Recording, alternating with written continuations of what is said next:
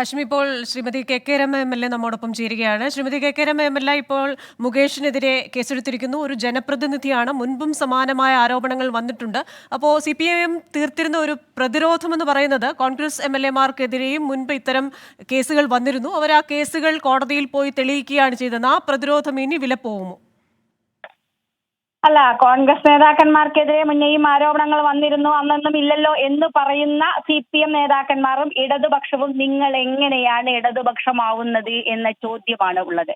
അങ്ങനെ പറയുകയാണെങ്കിൽ ഈ ന്യായീകരണം പറയുന്ന CPM, നിങ്ങൾ ഏത് CPM ആണ്, നിങ്ങൾ ഏത് ഇടതുപക്ഷമാണ്? അപ്പോൾ ഇതിന് ആ ന്യായീകരണങ്ങൾ ഒരു തരത്തിലും ഇനി അവർ പറയും, ഇനി അവർ അത് മാത്രമേ പറയൂ എന്ന് നമുക്കറിയാം. പക്ഷെ ഇവിടെ ചെയ്യേണ്ടത് എത്രയും വേഗം മുകേഷ് MLA-യുടെ രാജി CPM ചോദിച്ചു വാങ്ങണം. അദ്ദേഹത്തെ കൊണ്ട് രാജിവെപ്പിക്കണം. ധാർമ്മികതയുടെ പേരിലോ അല്ലെങ്കിൽ മറ്റ് കാര്യങ്ങളിലോ പേരിലോ മുകേഷ് സ്വയം രാജിവെക്കും എന്ന് ഞാൻ പ്രതീക്ഷിക്കുന്നില്ല. ഏതായാലും ആ തരത്തിലേക്ക് പോകുമ്പോൾ അത്യന്തരമായിട്ട് രാജിവെപ്പിക്കുകയാണ് വേണ്ടത്. ഒരു നിമിഷം പോലും അദ്ദേഹത്തിന് ആ സ്ഥാനത്ത് ഇനി തുടരാൻ അർഹതയില്ല. ഏറ്റവും ജാമ്യമില്ലാ വകുപ്പ് പ്രകാരം കേസെടുത്തിരിക്കുന്നു. ഒരു ജനപ്രതിനിധി എന്ന് പറയുന്നത് മാതൃകയാണ്, ജനങ്ങൾക്ക് മാതൃകയാവേണ്ട ആളാണ്. ജനങ്ങൾക്ക് മാതൃകയാകേണ്ട ആൾ ഇതുപോലെ ആരോപണത്തിൽ കുടുങ്ങിയിരിക്കേണ്ടതല്ല. അത് ഇപ്പം മാത്രമല്ല, ഇപ്പം നടിയുടെ വെളിപ്പെടുത്തലിന്റെ ഒരു ആരോപണം മാത്രമൊന്നല്ല. നമുക്ക് വളരെ നേരത്തെ അറിയാം, മീറ്റ് ആരോപണം അദ്ദേഹത്തിനുണ്ട്, കാസ്റ്റിംഗ് കൗച്ചിൽ അദ്ദേഹം പെട്ടിട്ടുണ്ട്. അദ്ദേഹത്തിന്റെ ഭാര്യ വളരെ ഗുരുതരമായി, നേരത്തെ ഗുരുതരമായ ആരോപണങ്ങൾ അദ്ദേഹത്തിനെതിരെ ഉന്നയിച്ചത് ഇപ്പോഴും ഏറിൽ നിൽക്കുകയാണ്. അത് എത്രയോ, ഈ വിഷയങ്ങളൊക്കെ വരുന്നതിന് എത്ര മുന്നെയാണ്. അപ്പോഴും അദ്ദേഹത്തിന് മാന്യമായ സ്ഥാനം നൽകി ഞങ്ങൾ സ്ത്രീകളുടെ കൂടെയാണ്, ഇരകളുടെ കൂടെയാണ് എന്ന് പറഞ്ഞിരിക്കുന്ന ഒരു ഇടതുപക്ഷം തന്നെയാണ് അദ്ദേഹത്തിനെ വീണ്ടും സ്ഥാനത്ത് ഇരുത്തിച്ചുകൊണ്ടേ പോയിരുന്നത്, ഇപ്പോഴും സംരക്ഷിച്ചുകൊണ്ടേയിരിക്കുന്നത്. അതുകൊണ്ട് ആ സംരക്ഷണമല്ല ഇനി വേണ്ടത്. ഈ ജനങ്ങളോട് ഉള്ള ഒരു ബാധ്യത നിറവേറ്റാനെങ്കിലും CPM അടിയന്തരമായി അദ്ദേഹത്തിനെ കൊണ്ട് രാജിവെപ്പിക്കണം.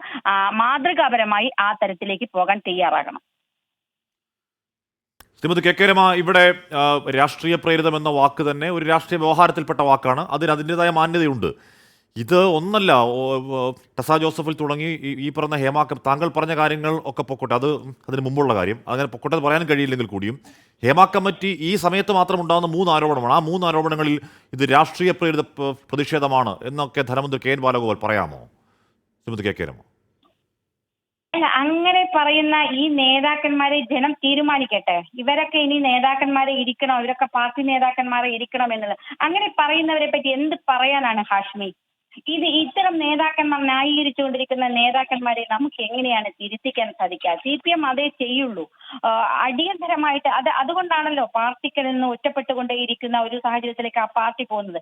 അത് തിരുത്തണമോ വേണ്ടയോ എന്ന് അവർ തീരുമാനിക്കട്ടെ.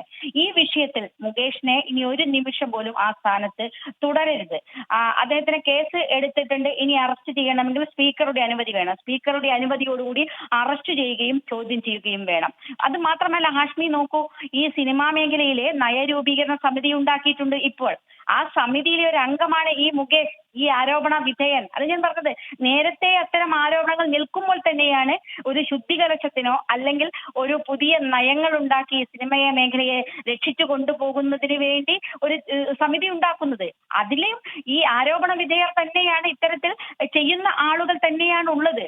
അതിന്റെ ഒരു പ്രത്യേകത നോക്കൂ, അതിന്റെ ഒരു വിരോധാഭാസം നോക്കൂ. അപ്പോൾ ആ സമിതിയിൽ നിന്നും അദ്ദേഹത്തെ പുറത്താക്കിക്കൊണ്ട് പുതിയ സമിതി, ഇതുപോലെ ആരോപണത്തിൽ പെടാത്ത ആളുകളെ കൊണ്ട് സമിതി ഉണ്ടാക്കിയിട്ട് ആ മേഖല നന്നാക്കി കൊണ്ടുപോകാനുള്ള ശ്രമമാണ് സർക്കാരിന്റെ ഭാഗത്തുണ്ടാകുക. അതാണ് അടിയന്തരമായി ചെയ്യേണ്ടത്.